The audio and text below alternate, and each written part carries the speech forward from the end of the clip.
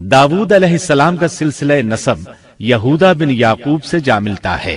आप छोटे कद के थे, आंखें नीली, बाल हल्के और दिल के साफ शफाफ थे। आप बनी इसराइल पर हुकूमत करने लगे।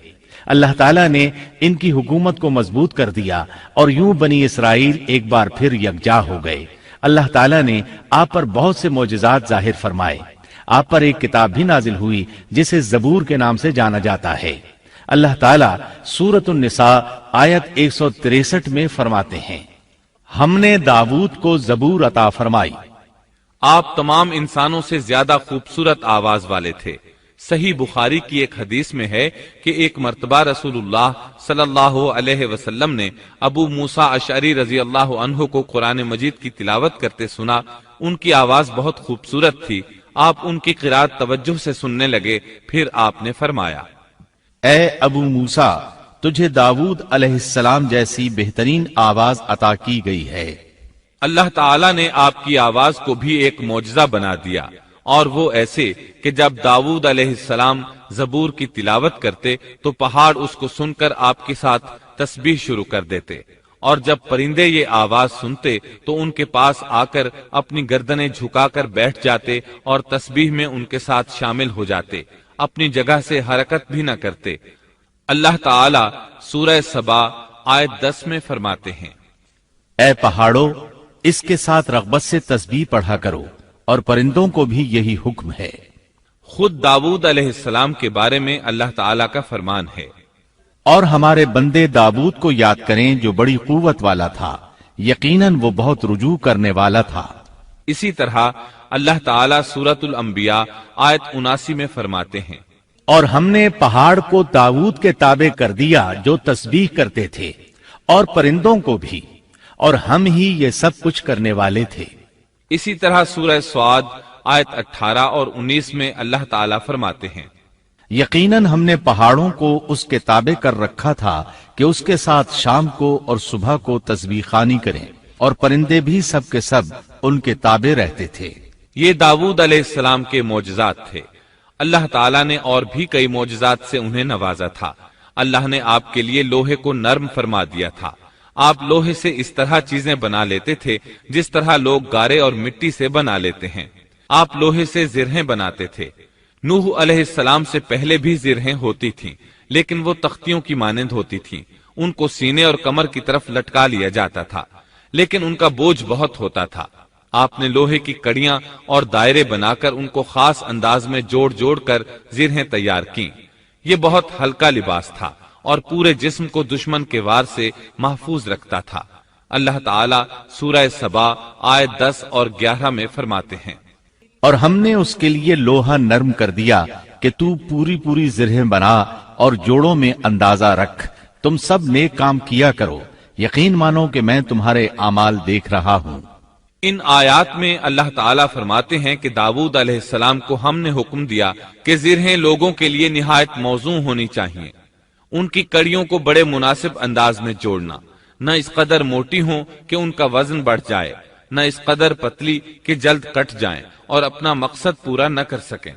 इसी तरह अल्लाह ताला सूरतुल अंबिया आयत 80 में फरमाते हैं, और हमने उसे तुम्हारे लिए लिबास बनाने की कारीगरी सिखाई ताकि लड़ाई के जरर से तुम्हारा बचाव हो सके।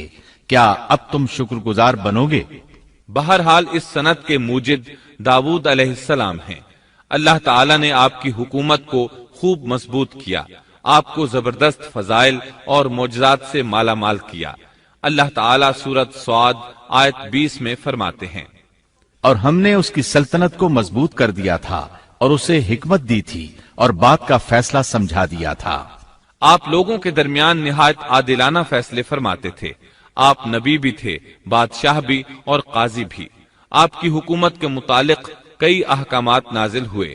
इनमें से कुरान मजीद में एक हुक्म अजीब अंदाज से आया है। हुआ यूं कि आपने इबादत और अदालत के लिए औकात मुकर्रर कर रखे थे। इबादत के लिए एक जगह बनवा रखी थी। दिन में फैसले करते, रात को इबादत। जब इबादत करते तो किसी को उनके पास आने की इजाजत नहीं थी। एक रोज ऐसा हुआ कि 2 आदमी बगैर इजाजत अंदर आ गए। दरवाजा बंद था, लेकिन वो दीवार फांद कर अंदर आ गए। आप डर गए कि कहीं हमला आवर न हो। اللہ تعالیٰ سورۃ سعد آیت 21 اور 22 میں فرماتے ہیں، اور کیا تجھے جھگڑا کرنے والوں کی بھی خبر ملی جبکہ وہ دیوار پھاند کر محراب میں آ گئے؟ جب یہ داؤد کے پاس پہنچے تو وہ ان سے ڈر گئے۔ وہ کہنے لگے، خوف نہ کیجیے، ہم مقدمہ کے دو فریق ہیں، ہم میں سے ایک نے دوسرے پر زیادتی کی ہے، لہٰذا آپ ہمارے درمیان حق کے ساتھ فیصلہ کر دیجئے اور ناانصافی نہ کیجیے اور ہمیں سیدھی راہ بتا دیجیے۔ داؤد علیہ السلام نے فرمایا، بتاؤ تمہارا کیا مسئلہ ہے؟ ان میں سے ایک نے کہا، یہ میرا بھائی ہے، اس کے پاس 99 دمبیاں ہیں اور میرے پاس ایک ہی دمبی ہے، لیکن یہ مجھ سے کہہ رہا ہے کہ اپنی یہ ایک بھی مجھے دے دے اور مجھ پر بات میں بڑی سختی برتتا ہے۔ اس آیت کی تفسیر میں ہے کہ ایک دمبی والے بھائی نے کہا، یہ میرا بھائی بہت چالاک ہے، برے طریقے سے بات کرتا ہے، کہتا ہے کہ میری دمبیاں چرنے جاتی ہیں تو اس اپنی ایک دمبی کو بھی ان کے ساتھ بھیج دیا کرو۔ جب میری دمبی اس کی دمبیوں کے ساتھ آنے جانے لگ گئی تو اب یہ کہتا ہے کہ یہ بھی میری ہے، اب میں خالی ہاتھ ہوں، اس طرح میں اس کے ظلم کا نشانہ بن چکا ہوں۔ داؤد علیہ السلام نے فوراً کہا، اس کا اپنی دمبیوں کے ساتھ تیری ایک دمبی ملا لینے کا سوال واقعی تیرے اوپر ایک ظلم ہے، اور اکثر حصے دار اور شریک ایسے ہی ہوتے ہیں کہ ایک دوسرے پر ظلم کرتے ہیں، سوائے ان لوگوں کے جو ایمان لائے اور جنہوں نے نیک عمل کیے، اور ایسے لوگ بہت ہی کم ہیں۔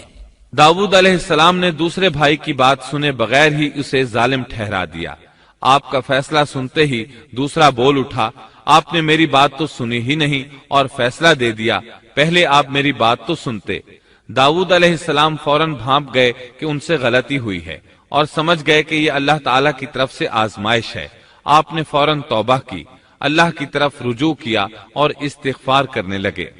اور داؤد سمجھ گئے کہ ہم نے انہیں آزمایا ہے، پھر تو اپنے رب سے استغفار کرنے لگے اور عاجزی کرتے ہوئے سجدے میں گر پڑے اور پوری طرح رجوع کیا، پس ہم نے بھی ان کا وہ قصور معاف کر دیا، یقیناً وہ ہمارے نزدیک بڑے مرتبے والے اور بہت اچھے ٹھکانے والے ہیں۔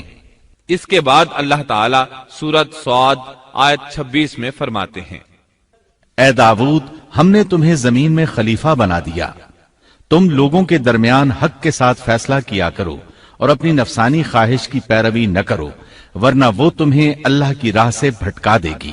یقیناً جو لوگ اللہ کی راہ سے بھٹک جاتے ہیں ان کے لیے سخت عذاب ہے، اس لیے کہ انہوں نے حساب کے دن کو بھلا دیا ہے۔ اس طرح داؤد علیہ السلام اللہ تعالیٰ کے اس فرمان کے مطابق فیصلے کرنے لگے۔ اللہ کے ہاں ان کا احترام اور اکرام اور بڑھ گیا۔ آپ کثرت سے روزے رکھتے اور خوب عبادت کرتے۔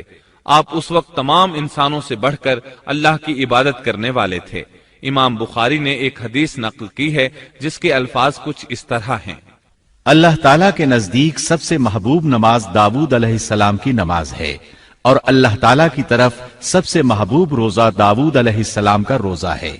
وہ رات کا آدھا حصہ نیند فرماتے، اس کے بعد تہائی رات قیام کرتے اور رات کے چھٹے حصے میں سو جاتے تھے۔ ایک دن روزہ رکھتے اور ایک دن روزہ چھوڑ دیتے تھے۔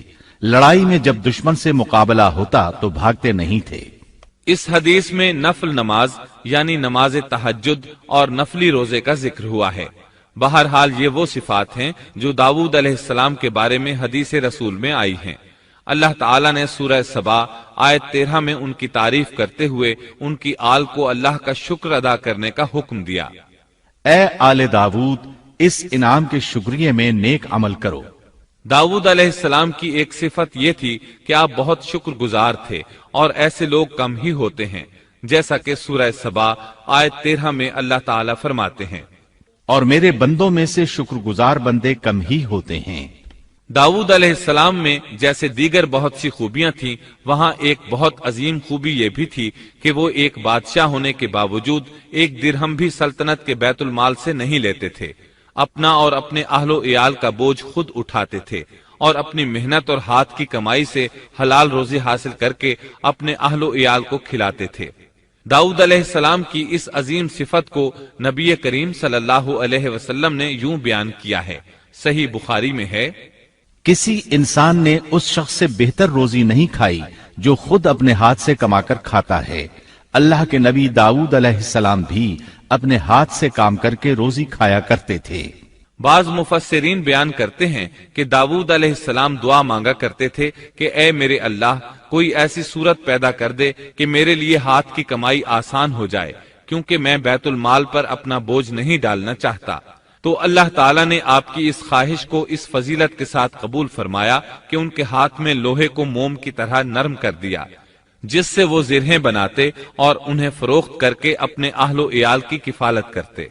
दाऊद अलैहिस्सलाम ने कितनी उम्र मुबारक पाई, इसमें इख्तिलाफ है। चुनांचे इसके मुताल्लिक मुअर्रिखीन के अक़वाल के अलावा कोई मुस्तनद बात नहीं मिलती। अब्दुल्लाह बिन अब्बास रज़ी अल्लाहु अन्हुमा फरमाते हैं कि दाऊद अलैहिस्सलाम की वफात हफ्ते के दिन अचानक हुई। वो हफ्ते के दिन मुकर्ररा इबादत में मशगूल थे और परिंदे कतारे बांधे उन पर साया फिगन थे कि अचानक इस हालत में उनका इंतकाल हो गया। इसके बाद आपके फर्जंदे अर्जुमंद ने उमूर सल्तनत को संभाल लिया। ये सुलेमान अलैहिस्सलाम थे।